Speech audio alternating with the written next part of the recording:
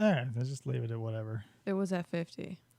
Well, then put it back to 50 because I don't want the intro music to be lost. Hey, everybody. We're probably live. Well, that doesn't matter. Well, the show hasn't started yet, so I'm not talking jack crap until the show starts, and you know the rule. 5 minutes or 5 people or 5 likes, 10 likes maybe. I don't remember the rule. Somebody must. Rules? I thought 4 Who needs likes rules? equaled 1 person. 2 likes. Did I 4 say, likes was it 4 equals likes 1 equals 1 person? person. Okay, yeah. So, but then the math is impossible because how are you going to get 4 likes a person? You get 1 like per person, and then that equals another like, so that's 5. Yeah, but That was how we were doing it that one time. yeah, but that's the thing. That's what I'm saying. It happened at one time. It was lightning in a bottle. I don't think it's ever going to happen again. It's a genie in a bottle. Yeah, it was a classic Aguilera. That came on my car the other day. It was pretty great. I have mean, the 90s on my Pandora radio. great in relativity. But that's late 90s. That's like 99. That's bad 90s. Hey, it goes through all of it. The 90s are like a jug of milk. The closer you get to 99, the sourer the music gets. Kayla says, hey, y'all. Yes, you're live. All right. Figured as much. And we've been live for almost Mark 2 whole says minutes. hello. Oh, boy. Checking in with Mark. Wait, should I answer myself? Hey, Kayla does. First time listener, long time caller. Oh man, what do people talk about in the green room typically? I mean, not a lot probably. Probably sitting there looking at like the awful snacks I could provide. Pumpkin seeds. Ugh. I didn't get any snacks. No fair. Well, the virtual green room gets virtually nothing. Oh, You okay. can get virtual cookies. You can virtually walk yourself to your fridge and grab whatever you want. I have a Diet Mountain Dew Zero Oh dear watermelon God! flavor. Oh, Watermelon my- flavor. What the fuck is going on? I might have to cancel this show. The string of words that you just gave me were more concerning than anything I've heard all week. Oh my God. I think I might die. I wouldn't be surprised, but I'd be like, I told him. He knew it was coming, but I told him. All right, 3 minutes. I got to get a closer cough button because it's so far away. I just didn't do it. Just coughed away from the mic. You still heard it, though. That's the beauty of live. I can't edit that out. That's okay. I edited some coffee into my mouth, though. Mm-hmm. Coffee, 7:30 at night. It's You have to be metabolically flexible, like yours truly. well, I mean, I'm having it too. Yeah, you need it after 1,700 hours with a toddler. Oh boy, yeah, I remember those days. It's here's the thing, Mark. We're going over this concept in our house where like I'm always asking for condition yellow out of the adults here. Or like status alert yellow, where your eyes are always on a swivel, always looking for stuff. And the thing about that is it makes you safe, it makes you secure, it makes you more confident, but it also burns energy like a bastard. And since your brain eats up 25% of your energy already, like always keeping it at yellow, you eventually adjust to it. But oh my God, if you're having to do that, plus keep a day job, plus like raise a family, at the end of the day, you feel like a burnt match. Yeah, you're just shot completely. Yeah, Oh. that's why evening coffees are a good pick me up for a couple hours. Just, Oh yeah. Since this isn't the show, I want to talk about coffee for a minute. Because, I love coffee. I do too. But given any other beverage, you would never drink any other beverage like you do coffee. Like if coffee were clear, like if it weren't opaque, and you were putting milk and other shit into it, you'd be like, what the hell am I doing? But since it's dark, you're like, I accept it. Well, people put milk in like tea, and that's pretty. It's not super dark. But like mostly the Brits do that, and they go dark on their tea. They drink their tea like we drink our coffee. I remember that Derek told me that once. Maybe I may be making that up. I don't know. I miss Derek. I miss Derek too, but like everybody, he had a kid and fell off the Right. planet. Yeah. I'm hanging on by a thread. My fingers are really buff though. Where are we at? Oh my God, we're 5.5 minutes. Krista, hit the button. It says 4:58 over here. Okay, According ready to to go. my stopwatch. Mm-hmm. You're listening to FFOP Radio. Reach the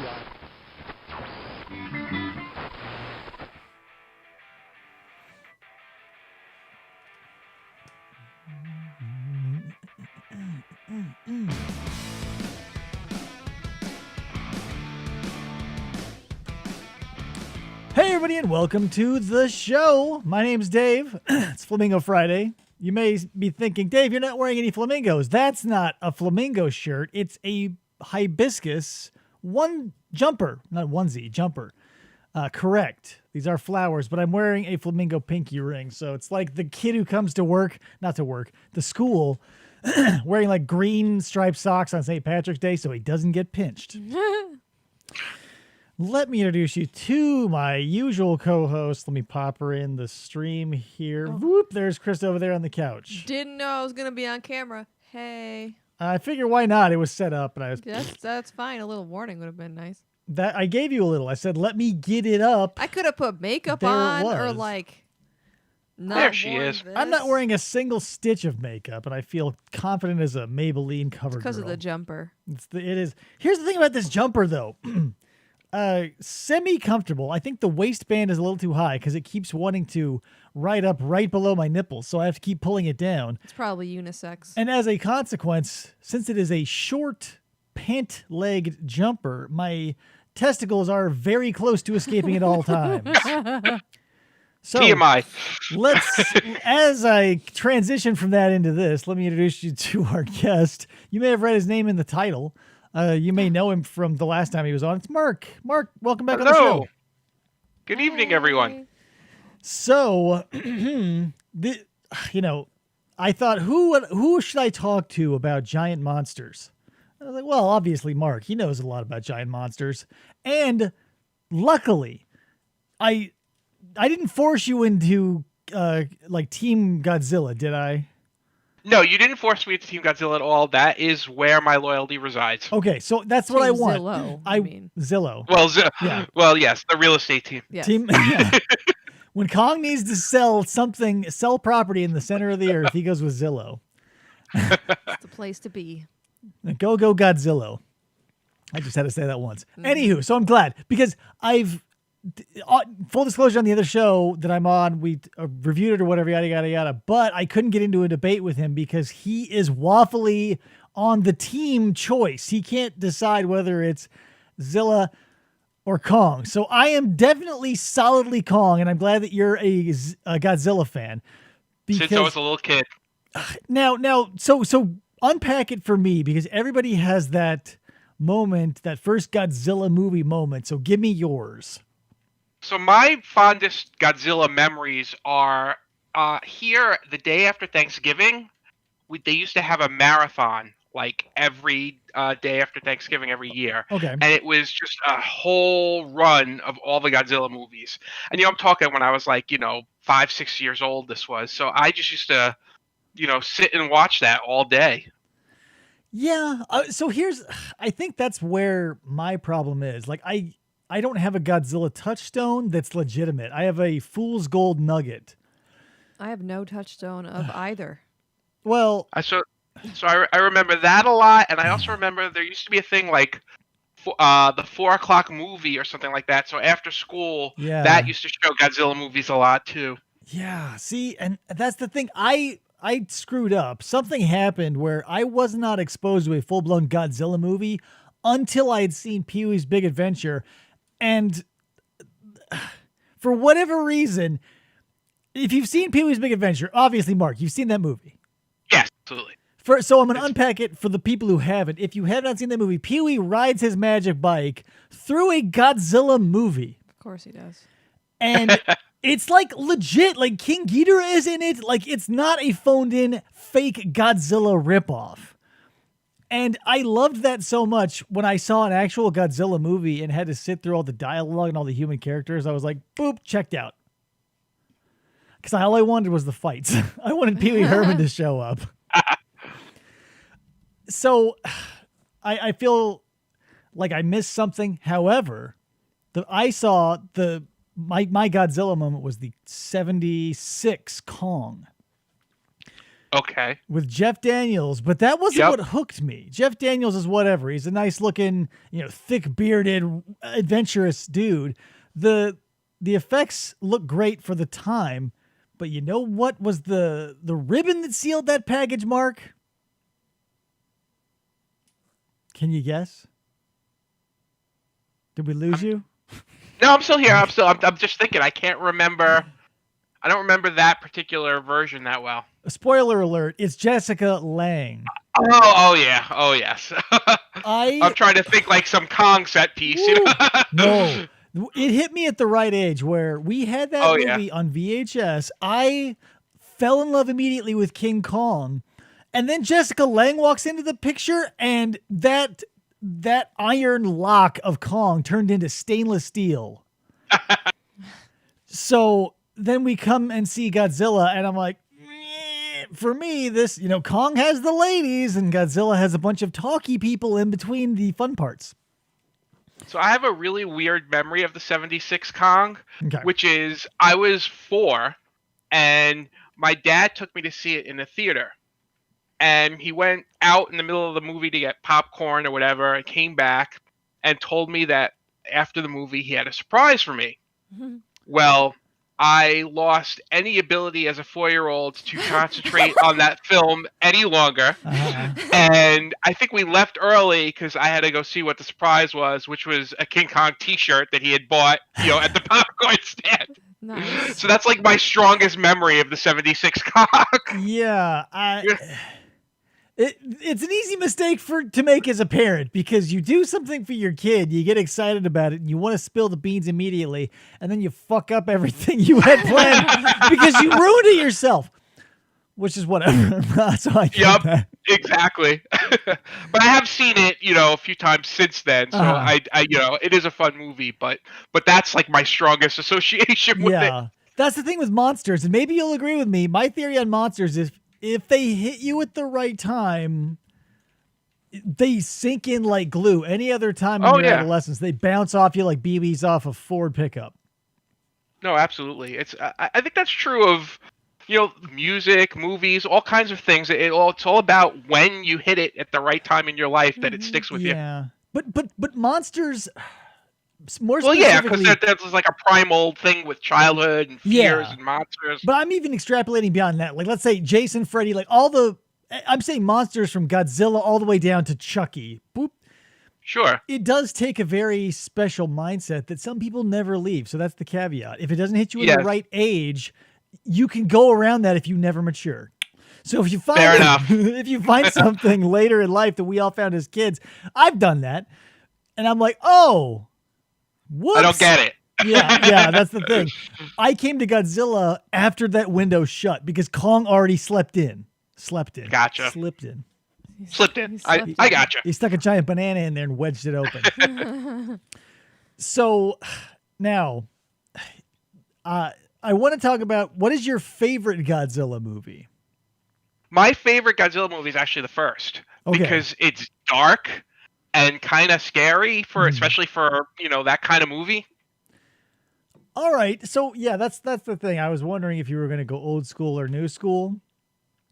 Because No, I think the original is definitely the best, and it also hits the Godzilla metaphor the strongest, which is the whole atomic age thing. yeah, because that's the only movie where Godzilla is a metaphor. After that, I Yep. feel like he is now like, all right, we got the whole like we're sad that this thing happened out of the way. Now it's time to make some money, and Toho was like off to the races, man. Oh yeah, I mean it's the same thing like Jason or Freddy. Yeah. The character became an anti-hero. And it's interesting that so why that might be it. I already answered my own question, but I'll ask you. So Godzilla starting as the villain later becomes the anti-hero. Do you think Kong is less popular because he started there already? I think Kong, to me, is less popular because, in a weird way, he's a little more sympathetic. I think Kong comes across as, someone that you actually are on their side with, Mhm. which works as a hero almost, but not so much as like an iconic, Right. Yeah. anti-hero root for a badass kind of character. He's okay. Here's the thing. He's like the Hulk.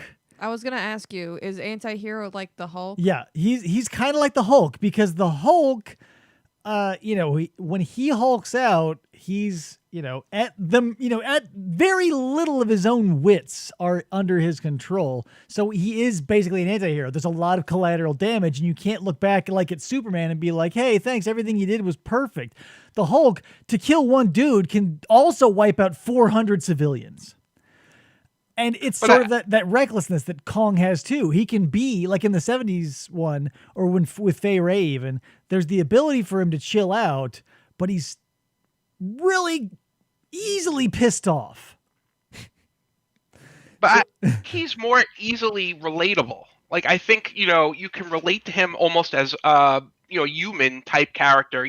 We come from apes and the whole sympathy thing, whereas Godzilla is just, this other creature that doesn't have that same connection to humanity. Yeah, and maybe that's part of it too, is since Godzilla, I guess canonically, you're going to have to back me up, but like, he is not outside of the new movies, which we'll talk about, like he was a product of humanity's, screwing around. Like he was an irradiated lizard.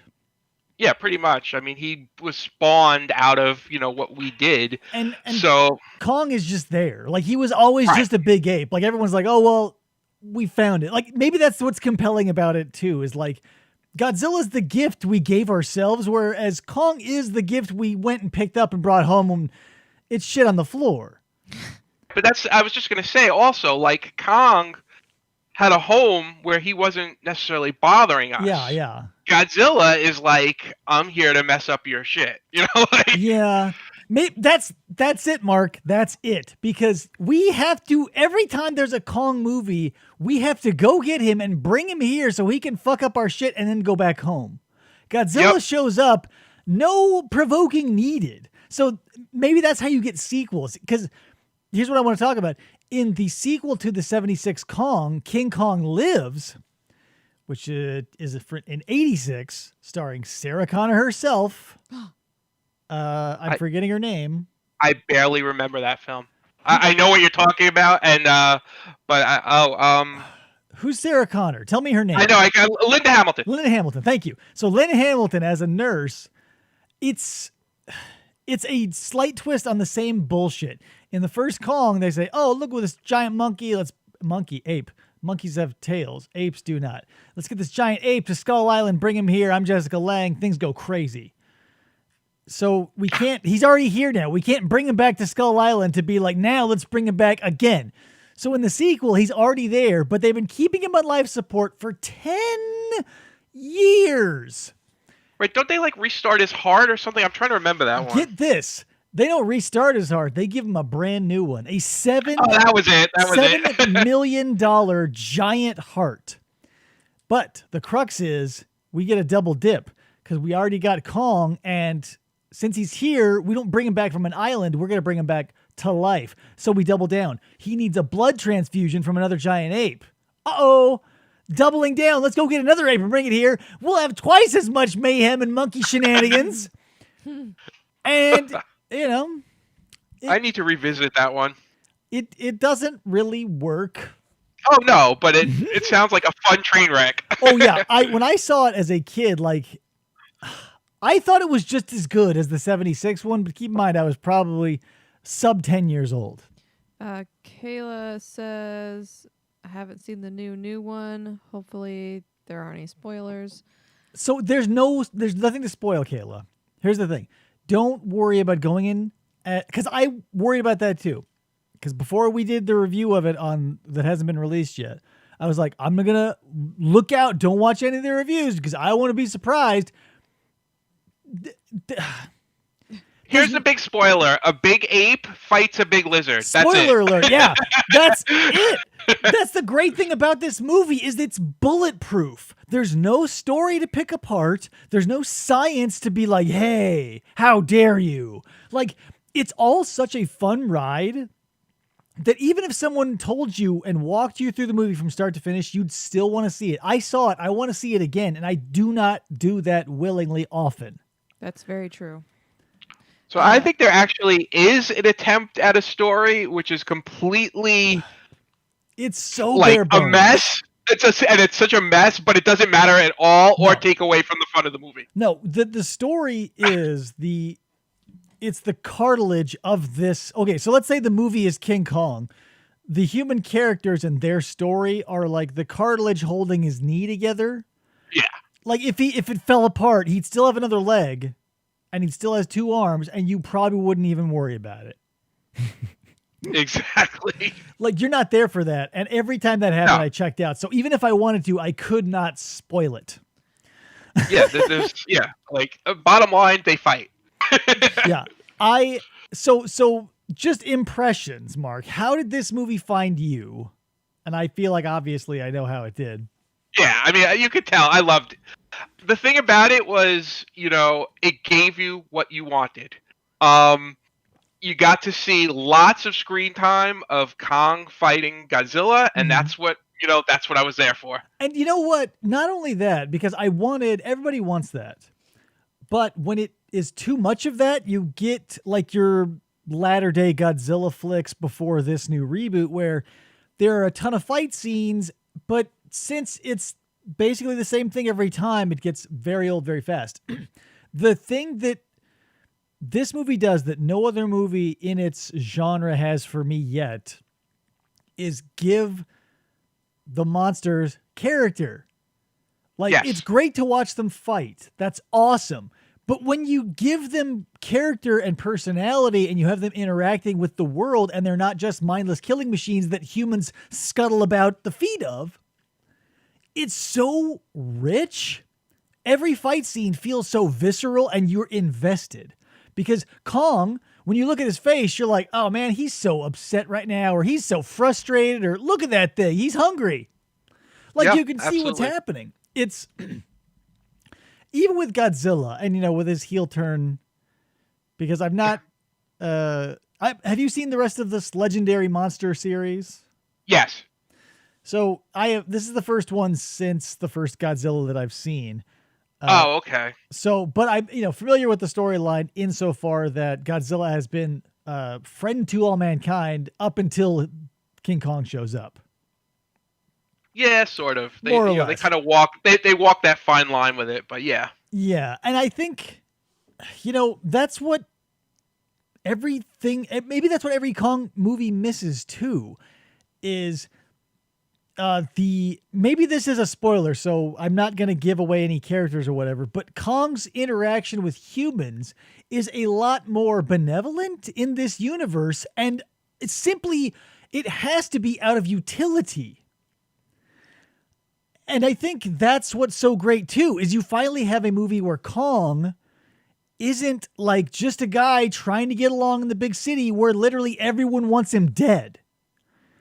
Like, he's got friends all over the place. Like, whether the military wants to admit it or not, they're like, we're all working for the same goal, so we're helping him, and nobody's like constantly shooting him. He feels like a dude just going about his business.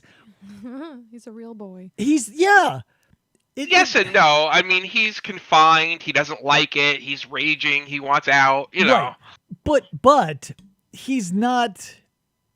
He's not randomly killing everyone he sees. Right. But not only that, but he's being treated at least as a tool instead of as a detriment. Adversary. Yeah. Yeah. Because in every Kong movie thus far, it's always man versus ape. And in this one, it's like the enemy of my enemy is my friend. So at least that's a million degrees better than at the end of the movie having just that same helicopter shot of like, crash. Yes. So I like that. Because that's what's always a game breaker for me is like live in that goddamn world, all right? If a giant ape or a giant lizard or whatever exists, you would, by the very nature of living in that universe, have a bunch of big ass missiles. Like you would shape your culture around the fact that a giant monster will occasionally pop up. So Yeah. I think that's what the new series has done really well. Is like this Beautifully. whole mythology of a world Oh. with these creatures in it. Because you can't. I would. There's a little bit of joy to see Godzilla run in and stomp a bunch of pagodas and paper walled houses and shit. But that by movie 15, you should be like, okay, no more paper, no more no more skyscrapers. We live in bunkers. We live underground. We need come on, Godzilla. This is the third time this week he's been here. Pull your heads out of your asses. And I like that. They didn't even need to explain it. We live in a world where everybody has prepared for giant monsters. Yep. So satisfying.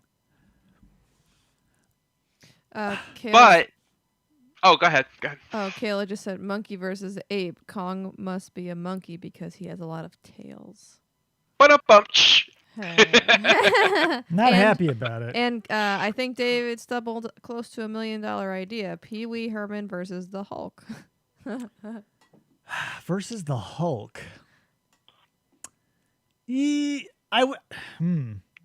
I can't get pulled off topic. That's too nerdy, and it's just enough bait. We have to move on. Moving on. I can't think about that right now. We're talking about Kong versus Godzilla.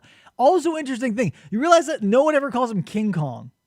No, he's Kong. Yeah, because if you know the story, and I'll give you the Cliff's Notes, it's a hilariously bumblefuck on Universal's part of proving through various lawsuits that King Kong is both within their jurisdiction and in the public domain, depending on who's looking at the goddamn case. That's why he's Kong, because King Kong's in the public domain. So if you call it Kong, I guess that's better. Maybe now they've got Kong trademarked. I wasn't aware of that. That's interesting. Yeah, because there was that whole Donkey Kong case that I think finally clinched it. Because, whatever. I don't look at it into yourself. It's a long story that I can't. I'm talking about the viewer because I'm trying to let them know it's interesting, but I don't have the time. But yeah, so also I feel like I want to get your opinion on this. I kept calling her 13, but apparently her name is 11. 11. Did her being there bring anything to you? No. Not at all. I kept thinking I was missing something. I was like, where is the meaning with her? I kept waiting for her, and obviously because I'm an idiot, I kept waiting for her to use some sort of psychic power or something. Yeah. Let's put it this way. I read a great interview with, I think it's, I'm always bad with his name, Skarsgård, right? Alexander Skarsgård. Yeah. So where he basically full on was like, I'm well aware that absolutely no one is coming to this movie to see me or any of my co-stars. But they still get him shirtless 80% of the time Hold he's on on. screen. Wait a minute. He's in that movie? Yeah, so here's the thing. Every character has everything they would have in a normal movie, but it's so quickly done. Everybody's backstory is at a breakneck, breakneck speed. It's got the tragic crazy scientist falling on liquor, turning out to be proven right in less than a quarter of a scene. And he's they don't even bother showing him without abs. He's there slamming booze with a little bit of a patchy beard, like my beard, with a fucking 19 pack. And they're like, we need you to stop because you're not. It's real. And we're going to do that idea that you had because we've got Tron ships in my garage. How about that? And he's like, cool. And he's shirtless all of the time. That's all right. It's crazy. Now I want to see that movie more so than I did before. It's nuts. That's the thing. When the human characters popped up, my ears, I didn't even plan for it to happen. My ears just shut off. It was almost as if I were entering a sensory deprivation tank. So, let's talk about that a little bit because I got to ask you a question. Yeah. So the team wants that energy that they're going to harness, right, for Mechagodzilla, right? Sure. Oh, okay. Why do the other people think they want that power when they have absolutely no method to use it? That's the thing. There's no point in paying attention to the story because they are constantly breaking the laws of physics and giving you zero explanation. And that's the way it should be.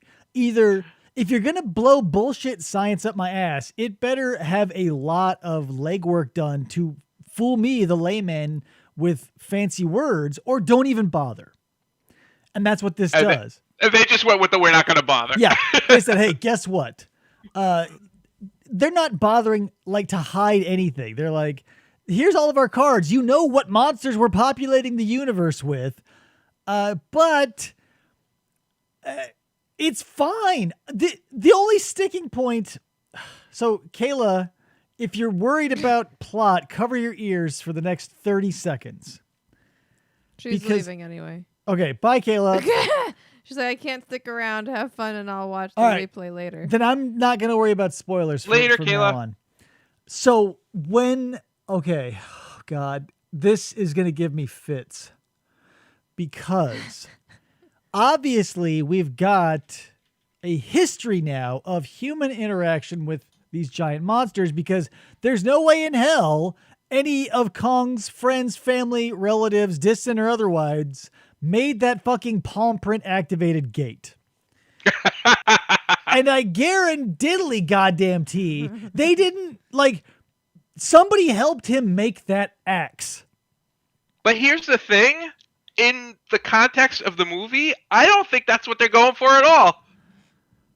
Well, I'm not even going to worry about it. Cause let's say, I'm going to give, since I'm Team Kong, I'm going to give Kong the benefit of the doubt since his gray matter is now measured in hundreds of pounds. I'm going to be like, hey, guess what? He's got a big enough brain. Him and his ilk figured out how to make tools, AKA this axe. That's not even the part I'm going to bitch about, Mark.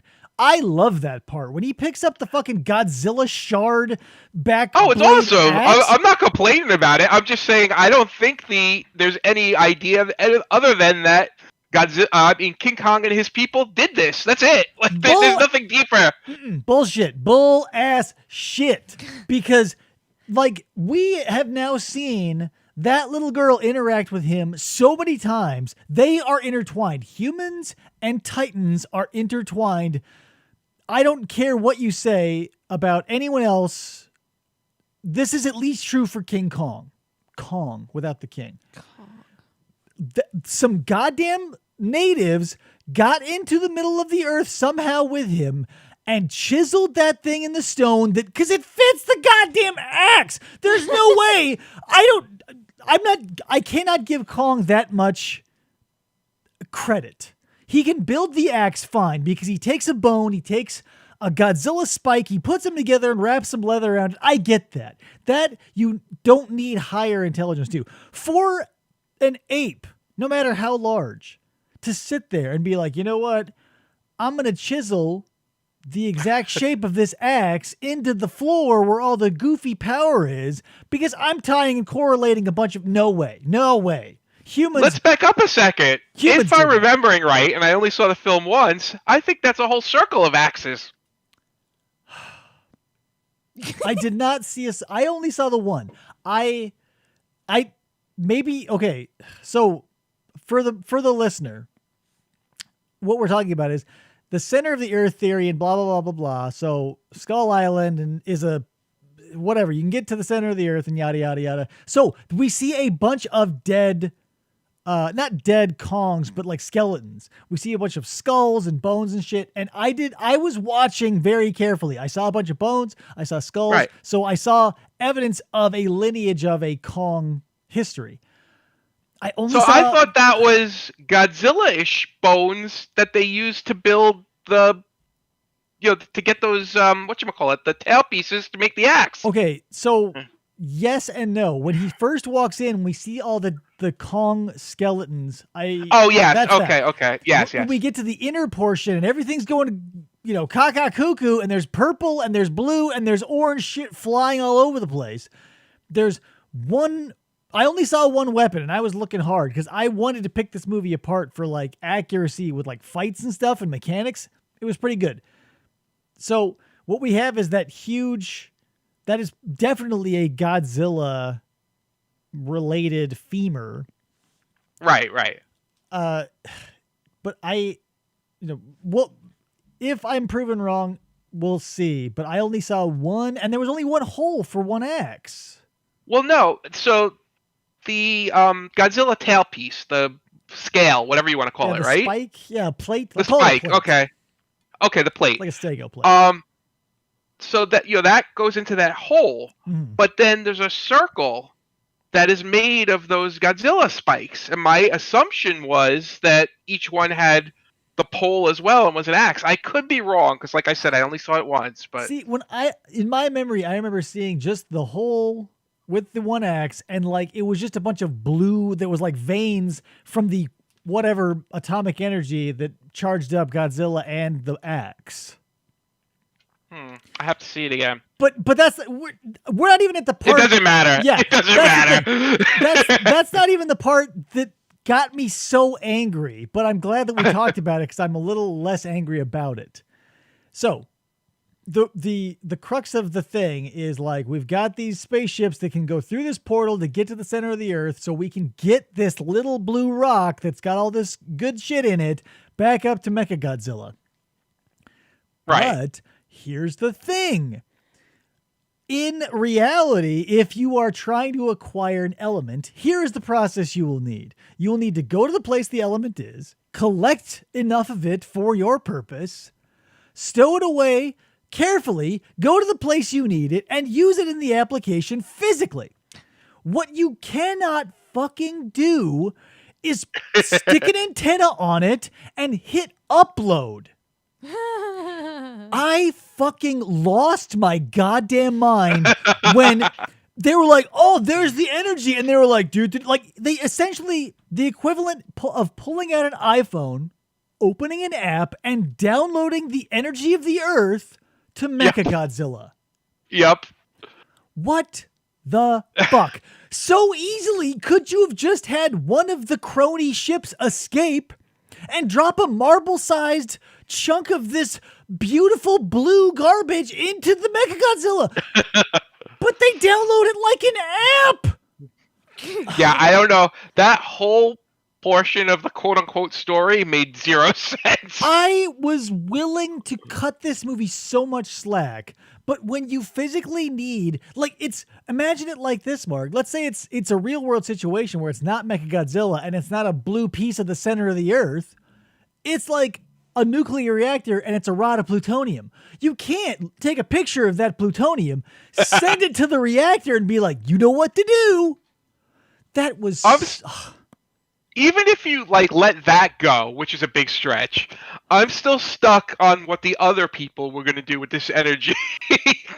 Well, yeah, exactly. It's unobtainium. That's exactly what it is. But that's the thing. It's a MacGuffin. It has no. It's irrelevant. It has no use to humanity. It only has use to monsters because the only application for it to humans is to power a giant monster. And the only application for it for the monsters is to power the fucking giant monster and or to charge up the Duracell battery axe. Ugh. I don't know what to say. Thankfully, it didn't hurt the fun of the movie. Right.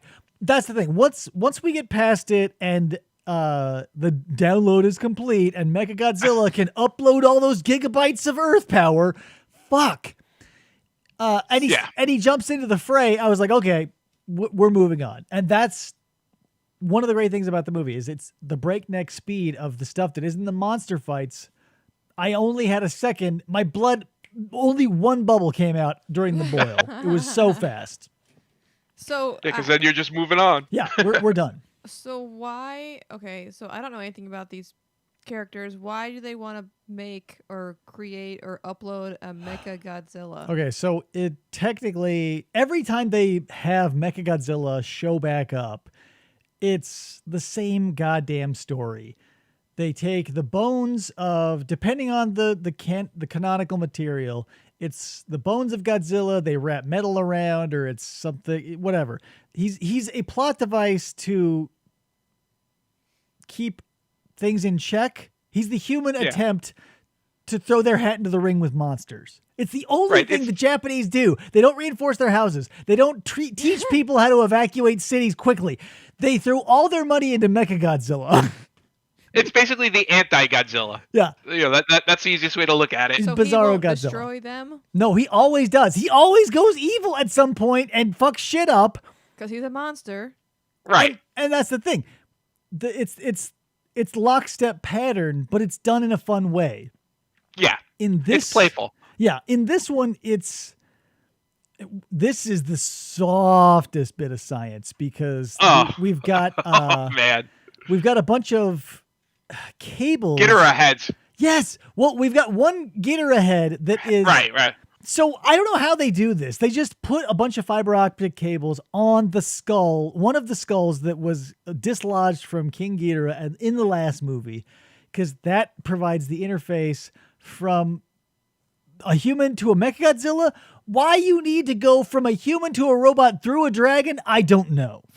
So apparently the Ghidorah heads had telepathy between each other, Uh-huh. which I don't even understand how that would work, because are they fighting independently? But anyway, so they had telepathy between each other, and so this system is using that for the human to control the Mechagodzilla. Yeah, it's the MacGuffin. Like for science, if this were a science fiction film, it would be like, oh, we've created a program that perfectly simulates the human brain to the machine, and that's the converter. Here, they just pump your thoughts into a giant skull, and that does all the work and pumps it to Mechagodzilla. Yep. It's a bone. Is it like there's no computer in the skull?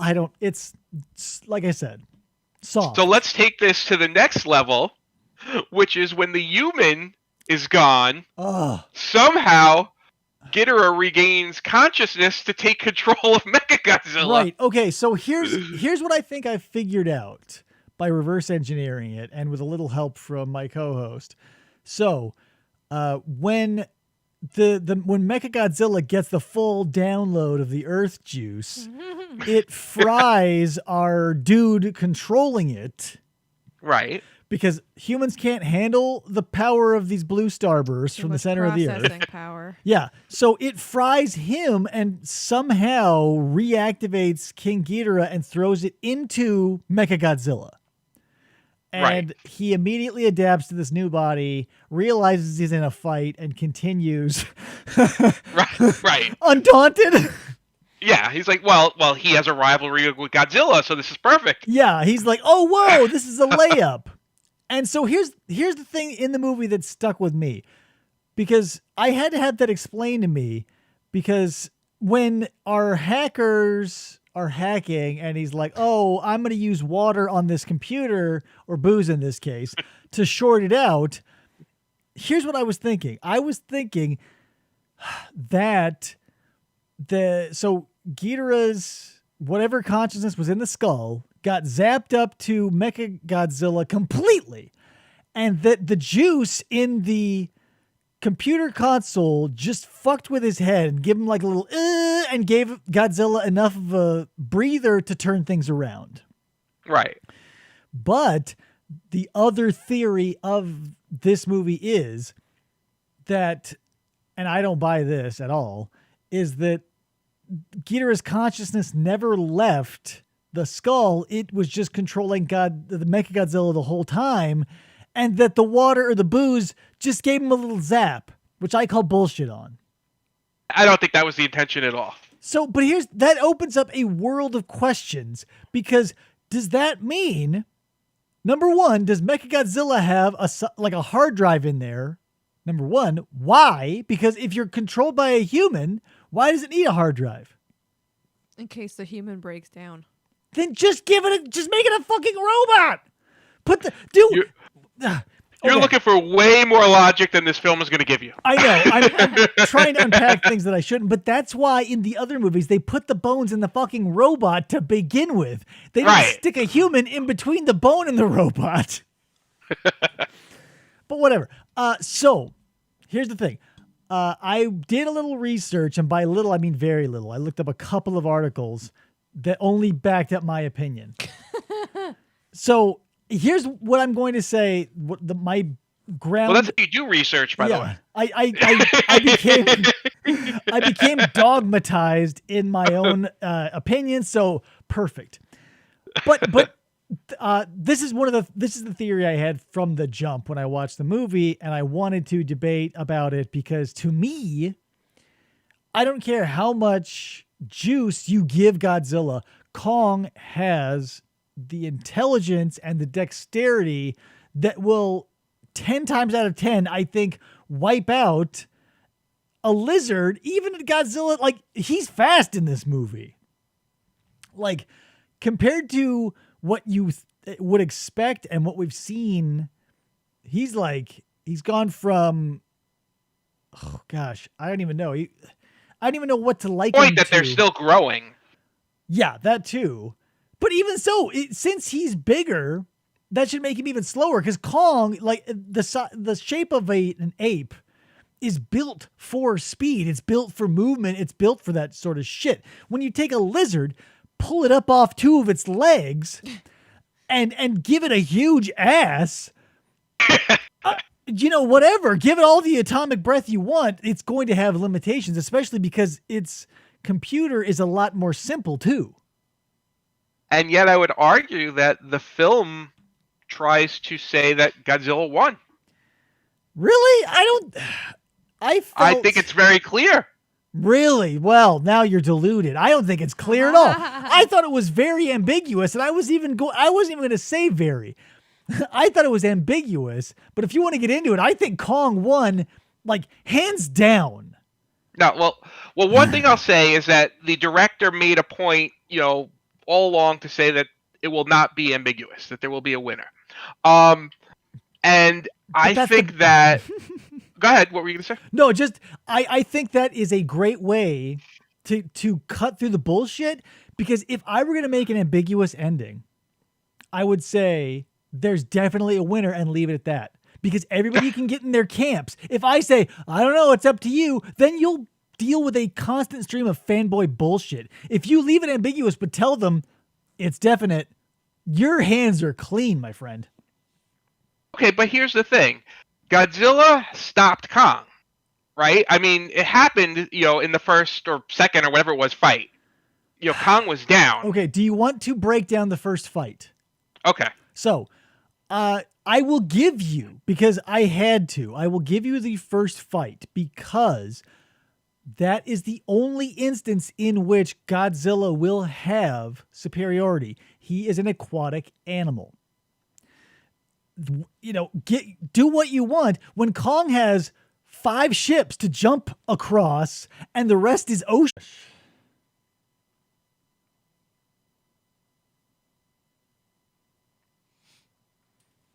Maybe it's just that time of night where the internet dies. Ooh. Well, the internet's not down. I know, but there's no other... it doesn't mean it can't be slow. Wait, it looks like something just came... Oh. Yeah, it says it's back. Yeah, it looks like it just came back. The quality, we don't know. Yeah, I see it now on my side. Yeah, it looks a little like slow motion-y. It's catching up, so... Oh, okay. Let it cook for a minute. Oh, boy. Oh, there you go. It just popped into place. Ta-da! The technical term, it popped into place. Yeah, that's how all video happens. Pop it back in. Your video and your audio get mixed up, and you got to pop them back in, like your shoulders, as exactly. So yeah, because what matters is the last fight. Right, and so let's get to that. Okay. So in the last fight, right? Oh, you just blinked in and out again. So in the last fight, they're fighting, and then Mechagodzilla comes along, and they kind of work together to defeat Mechagodzilla. Uh-huh. And that last scene is the key to me. When after they defeat Mechagodzilla, Godzilla kind of looks to Kong, as if to say, like, "What are you going to do now?" And Kong puts down the axe. And to me, that was Kong saying, "You already won." I disagree wholeheartedly. I think like that was no God. Here's okay. So let's unpack it because at the end that is a very big moment because Kong does get knocked down or out because he's jumping from building to building. Godzilla's breath is going all over the place. One reason or another. I thought that was a nice homage too when he climbs the building. And it's cut in half, and he has to like fall and jump off. I thought that was a nice twist on an old thing. But that's the thing of it is like Godzilla, even though he is orders of magnitude less intelligent than Kong, I think that end point is like it's not so much a like, hey, here's what's going to happen. Like you saw what happened right then, right? I'm going to get you because I would believe you if Godzilla hadn't spent the last 10 minutes getting his ass handed to him repeatedly by Mechagodzilla, who showed no sign of mercy or tire. Okay, but I'm not talking about Mechagodzilla. I'm saying at that point, Godzilla is saying, I already beat you. What are you doing? And Kong is like, yeah, you're right. No. He's saying, Godzilla's saying, shall we go? What shall we do now? And Kong says, well, since I just saved your fucking ass from Mechagodzilla, don't forget that, Mark. If King Kong had Kong, not King, if Kong had not showed up, and also it was a double bill. If our throwaway characters hadn't given Mechagodzilla that little like woo with the booze in the console. Plus, we already have evidence of them working together. Like, I feel like that was like a hey man, we're just two huge monsters. Godzilla recognized that he was being a dick for literally no reason because he was being called there by Mechagodzilla.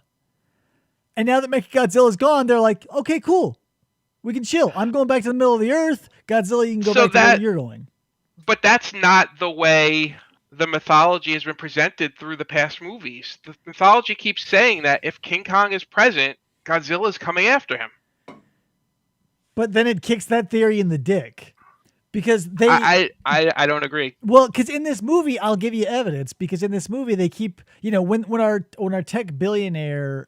Every time we give that cut back to the Mechagodzilla, like that's as much as you can infer from their implication is like the building of Mechagodzilla is what's pissing Godzilla off and turning him from it's sometimes benevolent to like, hey man, don't fuck with shit. Godzilla's coming to tell humanity, don't fuck with our shit. It feels the presence of Ghidorah. I guarantee it feels that blue energy. But it also is pissed that Kong is no longer away from Earth. That's why it makes that beeline for the carrier. Right. But Mechagodzilla's not on the carrier. Right, but that was the humans' fuck up.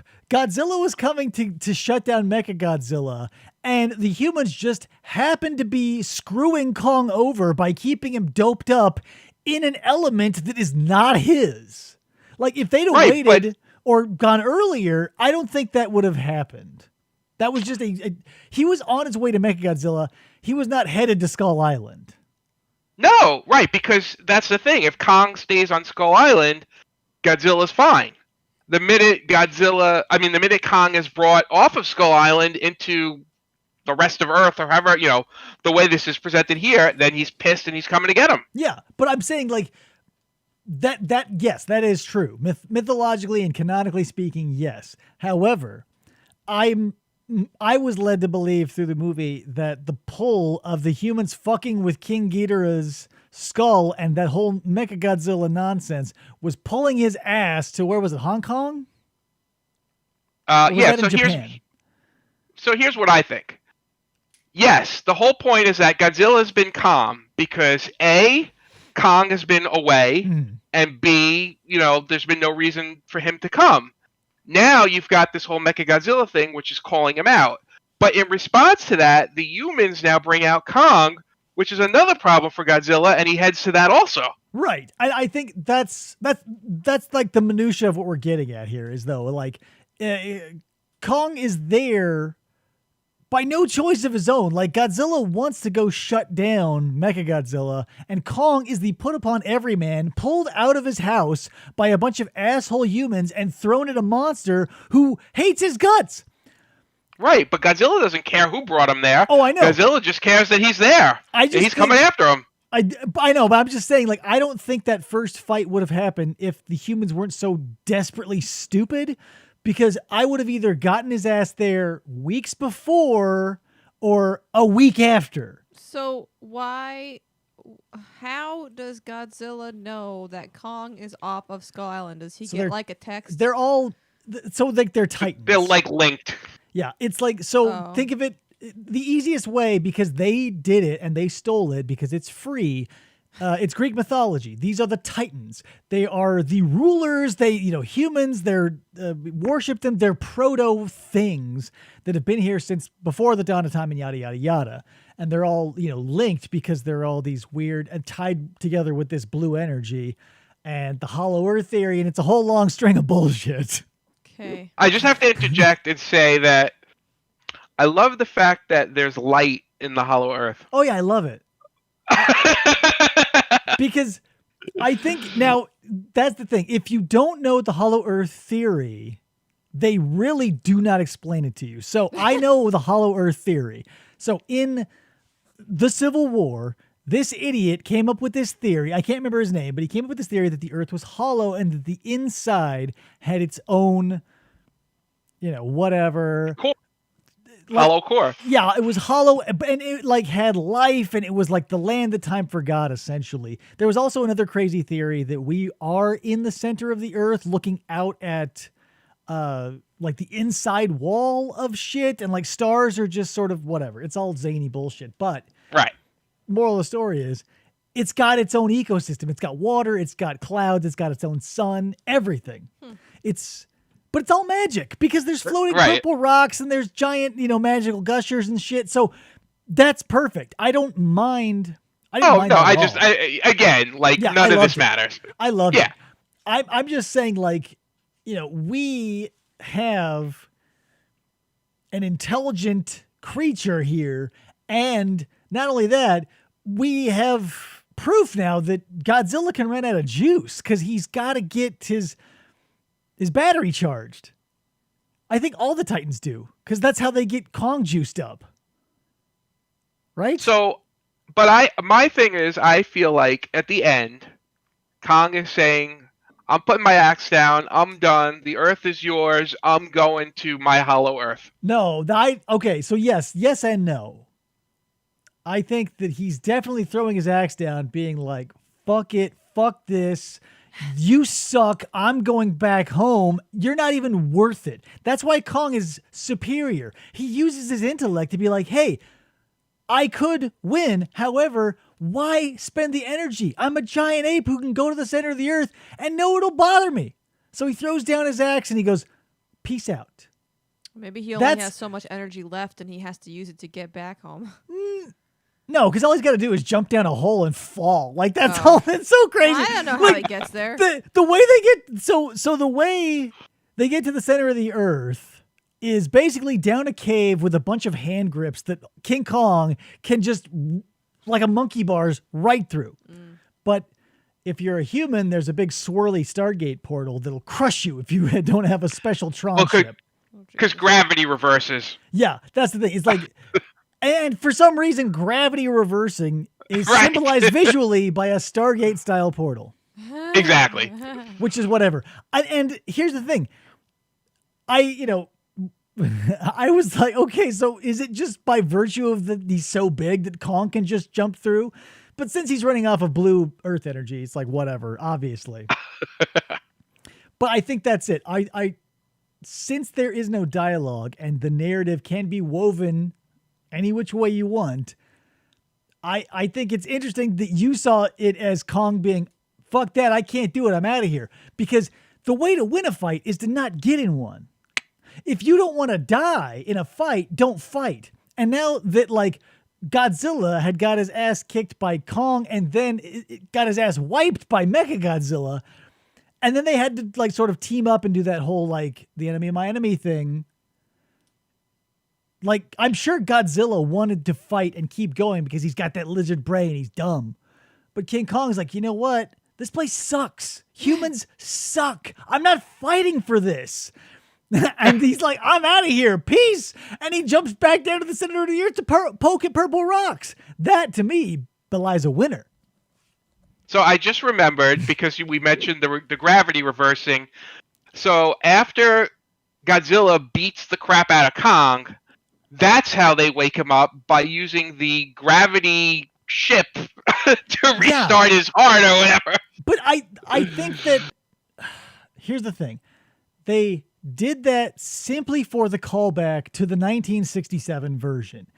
Oh yeah. It needn't be, and I hate that they did it because now you've got ammunition. But Yeah, no, well Godzilla won. If they did not restart his heart with that ship, Kong was out. Right, but they only did that to please fanboys. You can't. But it doesn't matter why they did it. That's what happened. No, No, no, so Mark, so you then got a no, point.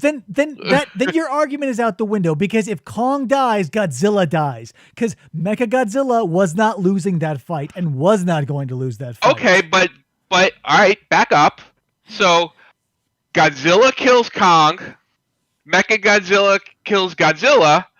That means that Kong lost to Godzilla and Godzilla lost to Mechagodzilla. Godzilla still beat Kong. But you're looking past.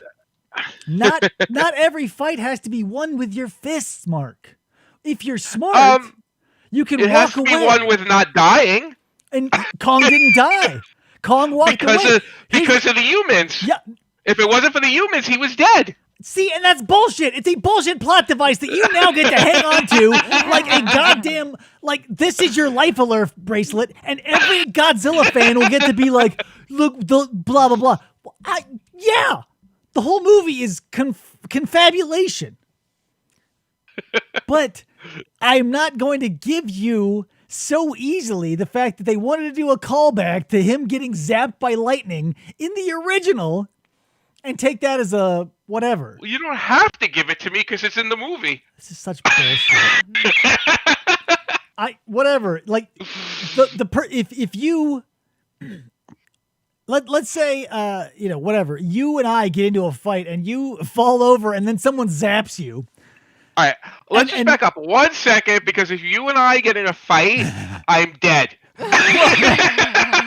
I'm saying, let's say in a movie, it's just we're human beings. Because like that's the thing, like you don't have to.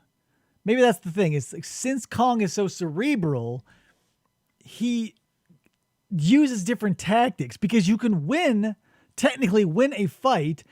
Like if you're walking into a bar, some dude can be like, your face is ugly, and you can be like, fuck that shit, and punch him in the face, and he falls down, you win that fight. Or he can be like, hey, your face is ugly. You can be like, I'm going to a different bar. There is no fight. You don't go to jail. You won the day, not even the fight. So Kong won the day. I'll give you the fight. Kong won the day. He won the movie. Kong won that he gets to go home, which is what he wanted. So yes, but he didn't beat Godzilla. Oh, I mean, you can think that, and it's hilarious. But let's be real, because at the end of the day, Kong will not only adapt to the situation. Like Godzilla's got his fire breath, but again, I feel like his battery has a finite limit.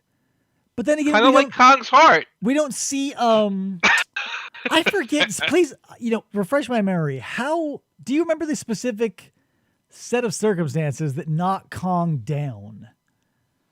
So I'm trying to remember the details. And also I want to point this out too, because the first Kong takes place in the 70s, like Kong Skull Island.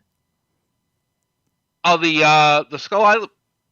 I don't remember. Did it take place in the 70s? Wasn't it? I feel like it was a period piece, wasn't it? Like it was a 70s or an 80s set movie. Krista's Googling. I haven't seen it in a while, but that doesn't ring a bell to me. maybe I'm crazy. and I Are you heard- thinking of maybe the Peter Jackson one? No, because I know the Peter Jackson one was like literally period, like it was 20s, Right, right, 30s, whatever. But I feel like Skull Island takes place because it gave me very like Apocalypse Now Kong vibes. Skull Island. Yeah, Like that was made in 2017. yeah. What what year does that movie take place in? Let's see. Because Keep talking, because I'm reading. that will So, be So I did a little digging while we're talking. Mm. In the final fight, Godzilla overpowers Kong, slashes his chest, claws, and stomps on him. And that's when Godzilla leaves him dying, and then the humans wake him up. Right. Okay. So here's how you don't win a fight, Mark. You don't leave your opponent alive, like in a self-defense situation, and especially if you're a giant monster whose only goal is to kill other giant monsters. In whose best interest is it to leave them, no matter how little life they may have? Because I think Godzilla will never win. He's too fucking stupid. Every time they fight, he's like, well, I tried, and maybe next time. Well, I do agree with you that was another example of the movie not making a ton of sense, because there was no reason for Godzilla not to finish him off right there. Yeah, and that's the thing. I don't think that... I think it's whatever. It's a plot device. It's a plot device. It is a plot device. But I think that's the thing too, is like maybe since we are at, and maybe they'll go into this in the story and the mythology, maybe not. But my theory, my working hypothesis is it's like these Titans are in like a Jet Li the One style scenario where now they are the last of them, because we see, the remains of other Kongs. We see no other living Kong. We have no other Godzilla to point at. There's only one King Ghidorah. Right. I'm thinking now we're sort of at a stalemate where, like, even if they wanted to, I don't even think they could kill each other. Well, maybe it's the type of thing where they need each other. I think so. Like Batman and the Joker. You need, because you need balance. Because if you have a fuck ton of monsters, it's like a proper ecosystem. When you have a bunch of carnivores that eat up all the prey animals, the carnivores starve to death. The prey animals retake the land. The carnivores have a bigger food source, and yada yada yada. I think we just have now been whittled down to the last whatever half dozen monsters, Titans. What do you got, Kristen? Skull Island was in 1973. Okay, so you're right. Okay, So, I don't remember. So that's another point in, not for nothing, but Kong has been around, whatever their lifespan is, he's gotten bigger, and he's obviously, like, he looks old. Like, he's got gray in his beard even. Like, Right. he is subject to age, where I feel like Godzilla popped relatively contemporarily. Like, because in this new reboot, when does the first Godzilla event happen? Like, back in 2007 or whatever? I'm trying to remember. The one with Kick-Ass. Way past the one with 70s. Kick-Ass. Yeah, way past the 70s is what I'm getting at. So Kong's been kicking around for decades. So no.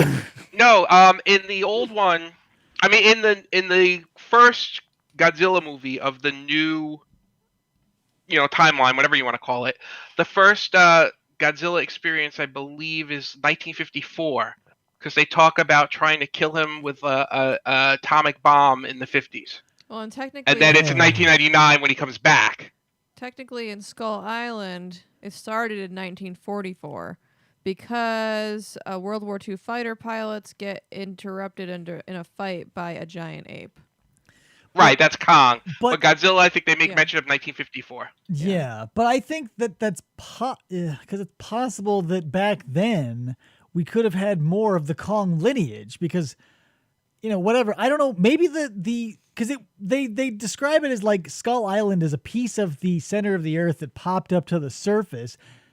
And obviously, or maybe not obviously, maybe they were just idiots, there's no gateway from Skull Island to the middle of the earth anymore, because they have to take him up to like Antarctica or down to Antarctica or something. Yeah, there's there are snow. there are these pathways, at various locations that So lead to the various monsters' layers. 'Cause Yeah. in the last one, they go to like Godzilla's water layer. it's cool that they all have like that sort of like their own terrain. Like Right. Kong's got the earth sort of covered. Godzilla's got the water. Ghidorah's got the sky. They all got their own elements, which ties in perfectly with the whole Titan bullshit. Like Yeah. it's a layup. Yeah, it's like the whole, almost like elementals. Yeah, I like the new. That's the thing. No matter who you think won, even if you think it is the wrong one, like Mark here, it's fun from start to finish. And since it is, I think that's my theory is now a proven fact in my own head. The director left it ambiguous, but said, "Yep, definitely a winner," and then washed his hands of it. Because otherwise, why?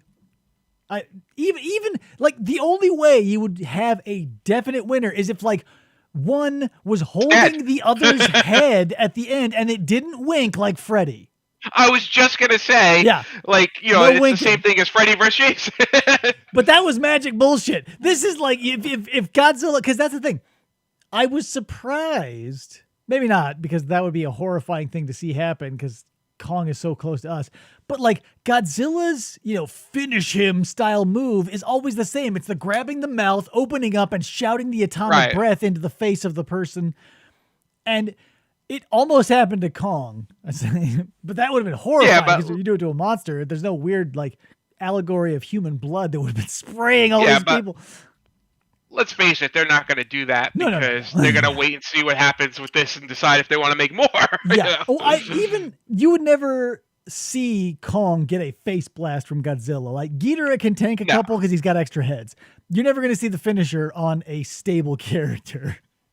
No, and apparently there were like very strict stipulations as far as what Godzilla could and couldn't do and how he could be portrayed by Toho, in granting the rights for this movie to happen. I buy that. Like it's because he's become such a at this point he's such a storied character. If your home base is in Japan and that you've got your own mythology going, they don't want another Matthew Broderick situation. Oh, that movie was awful. Ugh.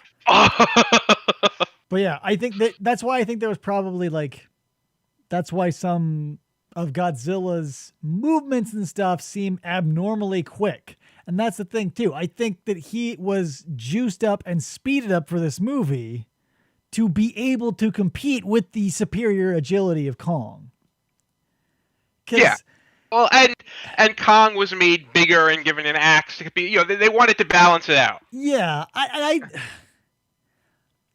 but that's the thing about it is like when you've got two giant monsters, it's like icing on top of icing on top of icing. When he picked up the axe, don't get me wrong, there was a little part of me that was like, "Yay, a giant axe!" But yeah, I mean, look, that's what it's all about. It's about those moments. It's about, oh my God, here is King Kong grabbing a giant axe to fight Godzilla. When it comes down to it, that's all that matters. Yeah, it comes in waves too. Even though it's like it's so blunt, it's like getting hit in the head with a club. Or an axe. Or like when I hit myself in the head with a nunchuck. Like first there you go. Like when I saw the axe, that's when I hear the sound of the impact. You go bong, and I go, what? And then you realize that the axe is a bone and a Godzilla plate. And then that's when the pain hits, and you go, whoa! And then he starts swinging it around like he's got, some familiarity with it. And it's just layer after layer of these dumb clunk hits that are like satisfying. Yes. By the way, as an aside, did you ever see Godzilla Final War? Yeah, a long time ago, though. So, because talking about the Matthew Broderick atrocity when they kill off that Godzilla. Yeah, I do remember seeing that. But like the Final Wars, and I feel like that smog monster type thing, or what was that? Not Baragon, but the one new weird one that showed up later in life. Violante? Yeah. Those ones, like, as the costumes got better and the fight scenes got longer, it was just like a real slog to me. Because I'm blanking out on the name. What was the most recent one? The most recent Japanese one that was actually pretty cool. I can't think of the name now. That's part of it. It's like there's so many monsters, and they all have very similar names too. Yes. So that doesn't help. Shin Godzilla. Yes, that's the one I was trying to think of. Yeah. That was pretty cool. But and that's part of it too, is like I think the heaviness of the dudes in the costumes to me sort of kill it, because I like the mobility of King Kong. He swings around and it always feels like the costumes, though super cool, always it can never get me to break my disbelief. You know what I mean? I mean, we go back to the original. You're talking stop motion. Oh yeah, that's what I'm saying. Like with stop motion, with the original King Kong, since he's not a dude in a suit, I can check out for a second and be like, even though it's stop motion, I can believe it. With the dude in the suit, I getcha. I can't. My brain can't unsee the human physiognomy of the human in the suit and how they are moving, and I can't not see a skeletal structure that doesn't match a monster. But that's part of the joy of those movies. I mean, Right. you know, You have to it's be able. the utter ridiculous of the sets and the, you know. Yeah, but the price for me for entry for that ticket is too much. I can't switch off the fact that it's a dude. But that comes with the later ones. I still say that 54, the original Godzilla, it's creepy. It doesn't come off as hokey. No, because it was taken because it was serious. It wasn't. Yeah. The lighting, everything is there as a horror movie. Yep. And that's what separates it. Like I will never lump the original in with any of these other ones, because it's telling a definite story from start to finish. There are, plays on morality. There's like the folly of man. There's shit happening.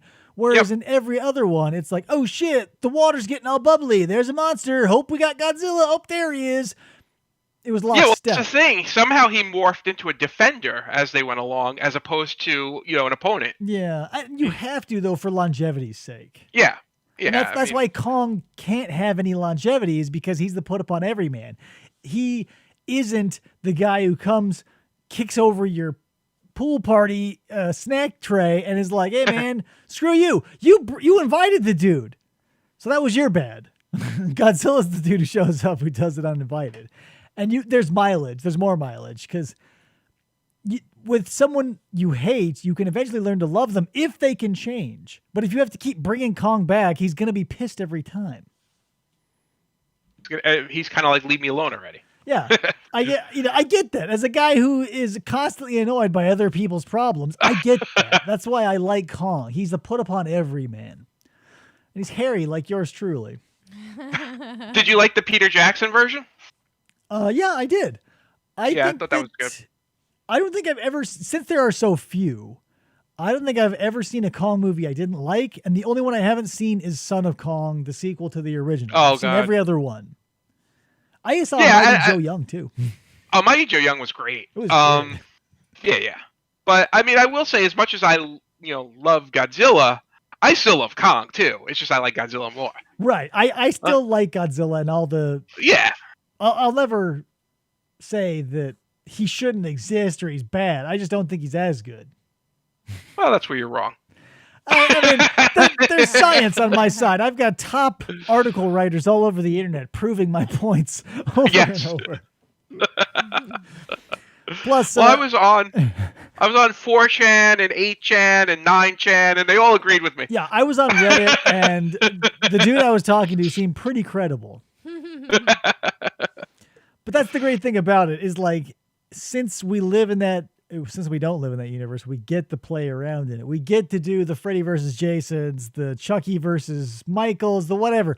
It's just so rare that we actually get to see a depiction of it, because we've all run through it in our heads. Oh yeah. I don't care who you are, even if you're not a nerd, you still have, what if so-and-so met blankety blank? Well, that's the thing. Everyone's a nerd now. It's like, right, it's inescapable. That's become mainstream, But even if you're one of those diehard people who still says, I'm not a nerd, everybody's a nerd. Right. Whether you believe it or not, it's just the thing that you think of as not being nerdy. You're just nerdy about it. But absolutely. That's all in it now, is like we used to be confined, us poor nerds were confined to like pencil and paper, like fanfic, or like drawing pictures of the things and people or items that we wanted to interact with each other. And we're finally getting to that point where the people in charge of wanting to get money out of us are like, hey, there's mileage in all that shit. And money, believe it or not, because turns out nerds want to see fictional characters fight all the fucking time. Yep. Spoiler alert.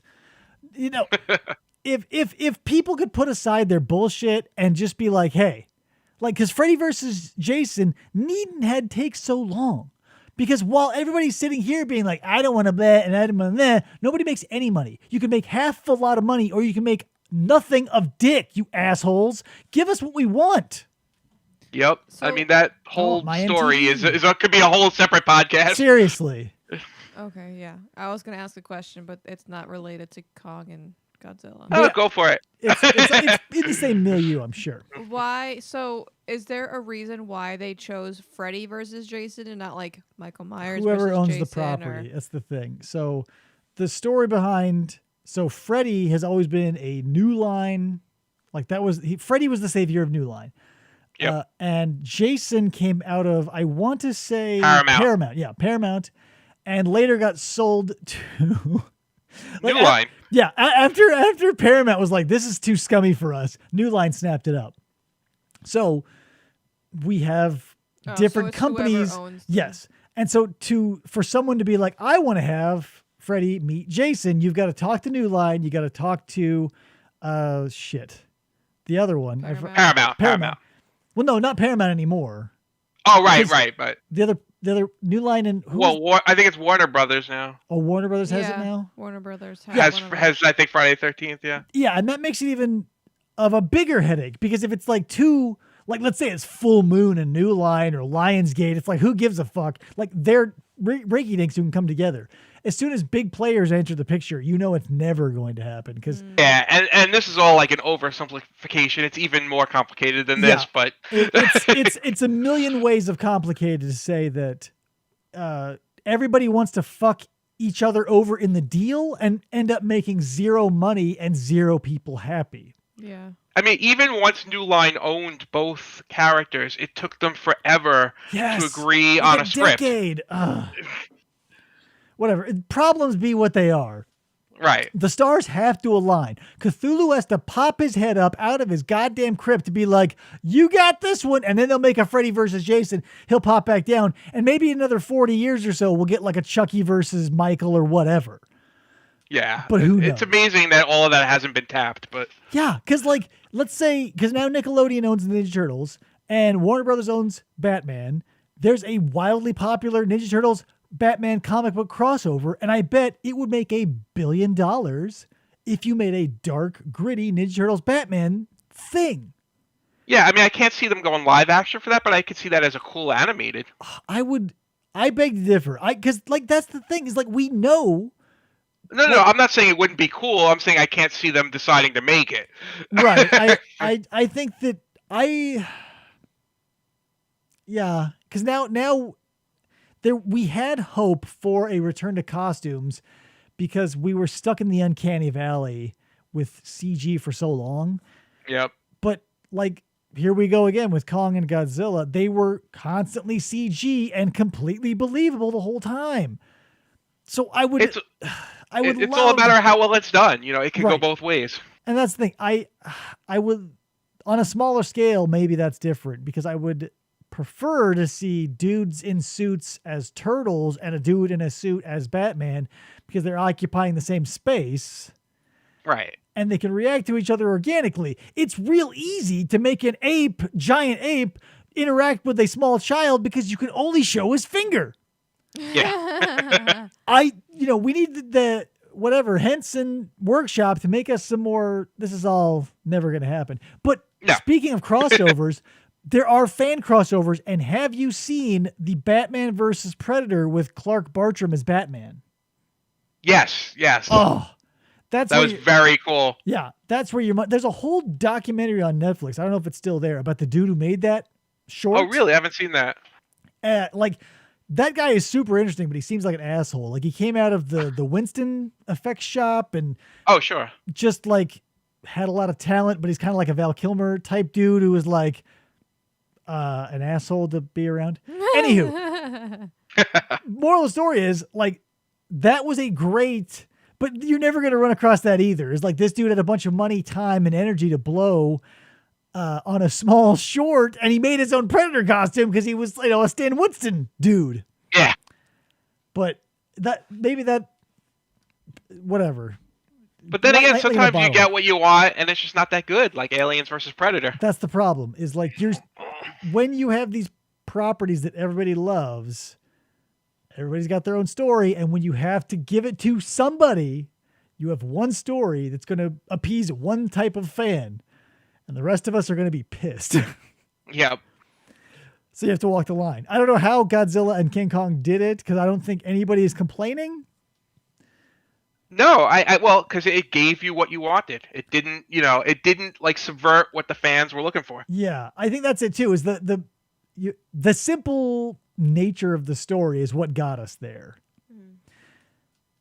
Yeah, they kept it to the point. I mean, there's a lot of extraneous crap there, but it's so fast and easily overlooked that it doesn't matter. And it's basically to just give you a breather. Yeah. Like it was a multi-course meal. After each course, after each fight, after each encounter, after each weird set piece, you get a little breather with these boring human characters where they run around and answer emails and talk on podcasts and such. And you're like, woo! Little time They were to like the relax. palate cleanser. Yes. You know? It was the little bowl of lemon juice in between each course. So it was totally the little fine. sorbet. Yeah. And you need that because a nonstop action will leave you fatigued and nonstop humans will leave you bored. Bored. Woof. I did not come here to watch 11 get confused in my mind to a number 13. Sorry about it. So, Mark, we've been going for quite a while. Why don't we start wrapping it up? Do you want to recommend something to our audience? I feel like it's a layup. Like, you mean about this film? No, I mean, do you want to, I would, if you want to, I would recommend the film, but do you want to recommend? Absolutely. Staff recommendations is what I'm getting at. Oh, Is there okay. Well, something certainly, beyond the film? if I had to go beyond this particular film, but staying in this, piece, I got to go with the original Godzilla. If you haven't seen it, you've seen the others, but are missing out, you got to go see that original because it really is a different piece from the rest of the series. Yeah, it definitely is it's so strange that it's the single cell that radiated into a million different animals. Yes. Yeah, and it really stands apart from what came after. Good. That's a solid one. I'm going to recommend, if you want to, you can watch the original Kong from the 30s. It's fun, whatever. If you're overstimulated and are addicted to the internet, it's going to be boring. But if you watch the 76 version, the effects are great. It's engaging, and Jessica Lange is super hot. Nice. Like, I watched that movie so many times as a kid. The image of Kong getting Jessica Lange high by blowing on her.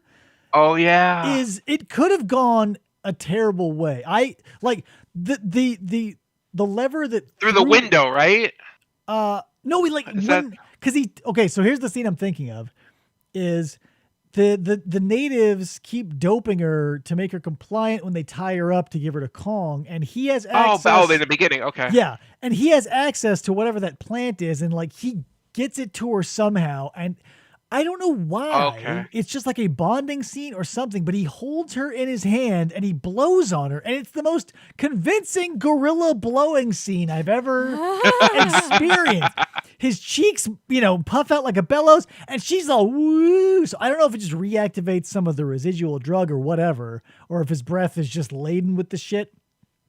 But I could have easily been a sexual deviant because of this movie, but I kept it together. So for some bizarre reason, I have that one on the defunct HD DVD format, but I'm gonna have to give that one a whirl because I haven't watched it in a while. It's good. Jeff Daniels does his whole thing. I think that since I've seen it, obviously, and some of because he climbs the Twin Towers. So yes, when you watch that was the big image for the marketing campaign. Yes, because he's on. I love that. What a great poster. Number one, doesn't look like King Kong in the movie at all, but it's such a great poster where he's standing and his legs, one of his feet are on either of the towers, and it's just like this huge iconic image when he's not really that big. Right. But it's such a good movie. We'll have to watch it. 76. I don't think we have a copy. I haven't seen it since it was on VHS back in the day. We're gonna have to find a copy on somewhere. I'm sure it's around there. I'm sure it's around. It's kicking around. Chris, did you want to recommend anything? I don't. No. Okay. Is anybody? I hope you guys enjoyed this show. I hope if you haven't seen it yet, you should. If you have not, here's the thing. Like I said, nothing about what we said spoils it because you don't need any of it. All you need is to watch the monsters fight. You watch the dazzling set pieces. You don't need any. Watch it on silent. You will get it as good as anybody else. It's all about spectacle. Yes. It's a fireworks display that never loses its factor. Yep. And like all the neon, not for nothing, but like all the I neon loved in that. Hong Kong, that vaporwave type shit. Oh my God. Such a ripoff of Tron, but still visually stunning. But it was such a great way to, still do the cityscape, but in a way that we haven't seen in all the other Kong, Godzilla movies. So it was great. I don't want to open this back up, but I will say that the lighting and the cinematography were exquisite. I was dissecting it to the point where like every time we see our quote unquote hero human characters, 11 and company, in every one of their scenes, they are always accompanied by blue and red lights to let us know we are in neutral territory. We never cut back to show that they're in blue light to show that they are never in danger. And we're never cut to them to show they're in red light to show they're in danger. It's always blue and red lights in the same shot every time to show us, hey, there's tension, but we know nothing's going to happen, so you can check out. Brilliant. I may be over dissecting it, but to me, it seemed like a layup. That's cool. I have to revisit it again and look for that. I was tearing this thing apart, man, because it was so visually interesting that I was looking for, and since like obviously the script and everything is so dumb, I was picking it apart for every hidden clue I could and probably, pulled a bunch that didn't exist. Me, it was the return to the theater as well, so it kind of coupled with that experience of finally seeing this and finally returning to the theater. It was a little overwhelming. It's a lot to take in. Yeah, it's sensory overload. It does feel like it needs multiple viewings to really take it all in because it's so decadent and it's so enjoyable and it's so stupid that it's comfort food. It's like if you it's like Law and Order SVU. It's lockstep, but it's stunning. It's beautiful. It's well done. Absolutely. Oh, although I don't watch SVU, so. I could recommend fucking Law and Order Organized Crime. We watched the first episode of that. Yeah, it was okay. Don't get me wrong. Maloney looks good for 60, man. Yeah, he's whatever he's using to keep that that expiration date back is working. That's fine. But once the pattern is broken, once the characters have disbanded, it's hard to go back home. I can't. Yeah, watching SVU was a weird episode, but we hadn't seen it in so long. So zany. It feels like it's shot by a millennial on an iPhone now. Yeah. Anyway, I can complain about that. That's later. a whole nother show. Yeah. Mark, thanks for coming on the show again, buddy. I really appreciate it. Oh, it was a blast. I had a great time. So, guys, thanks for showing up. Thanks for watching. Thanks for listening. Thanks for commenting. And don't subscribe or like. I don't want this show getting out. Because then a bunch of weirdos start showing up. That's the thing. It's like some of the shows I like are starting to gain popularity, and a bunch of weirdos are showing up in the chat, and it makes me not want to interact there anymore. So don't share this show if you're going to share it with a weirdo. Got me? All right. Thanks again for showing up, guys. We'll see you next week. Bye.